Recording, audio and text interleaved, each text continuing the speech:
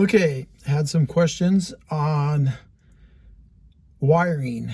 So this is the Rowe R86 jukebox, and I actually have one of the manuals for that.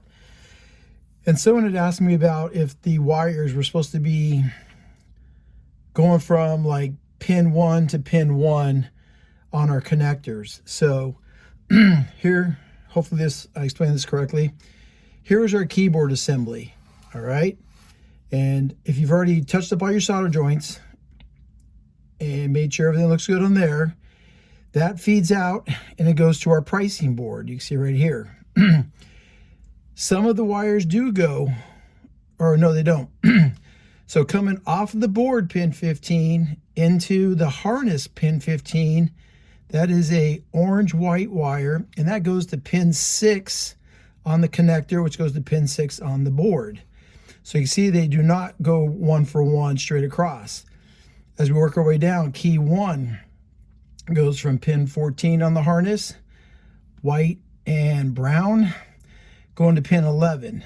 Pin 12, S, probably slate, excuse me, going to pin 12. So that's how you read these. You can tell that they do not go one for one.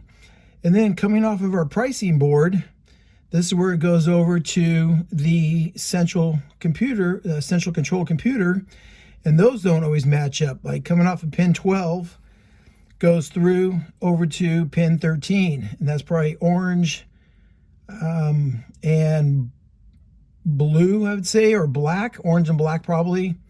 Pin 11 goes to pin 14, violet and white. So that's why it's really important that you have the manuals so you can see how the wiring harnesses go and what's all going on, what's talking to what, so you can check signals and stuff like that. All right, the next video I will show will be actually in the jukebox. We'll take a look at it there. Okay, we're out here at the jukebox actually. So we can see that on our keyboard connector, which is this side here, this is the keyboard pins. We can see key 13 or pin 13 is the keyway. That way you know you line it up correctly. So if we look at our connector here, we can see right here, pin 13 is the blank one. So we know pin 1's over here, working our way over here to 13, 14, 15, 16. So we can see pin 1 is a brown wire. Let's go back and look. And on our schematic here, pin 1 is a brown wire. Okay, it feeds over to pin 16 at J304 on the pricing board. So we look, here's J304, pin 16 on the board, it's labeled 16 right there, 1 right there, and we have our brown wire going there. So that's how you read these out. Just follow along. What else is good about the manuals is that you get going, it'll show you what's going on. So like at the bottom, it talks about, power turned on, voltages and commons applied to the circuit boards. So you can see how everything flows. You can see where your voltages are. And then you start checking everything. You actually see also all your flows, what's being hot, different than 8 volts, all that kind of stuff. So troubleshooting without a manual is really not a good idea. I know sometimes the manuals are expensive. There are downloadable ones. I saw a few companies that have downloadable manuals.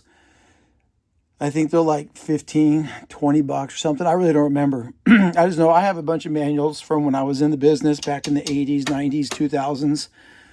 And when I would buy up old operator stuff, I would just keep all the manuals when I was getting rid of things. So very important to have those. That way you could read out everything in these things. So I hope this helps somebody learn how to read the schematics on these, follow along inside the machines. Because you can see, like I said, this one comes down, goes to the bottom, but then it comes out, from the top into here, out of here, into our CPU board. Because we can see on our keypad, where we come back out on this side, and this goes over to the control center. And you can see like keyboard 3, keyboard 8.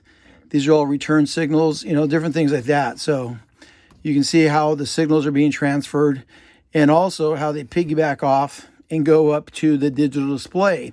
So when you're punching numbers in, stuff like that, those are getting its hotkeys and the numbers are lighting up, segments, all that kind of stuff. So, yeah, search out a manual. Let me know if you have any other questions and I'll try to help you out.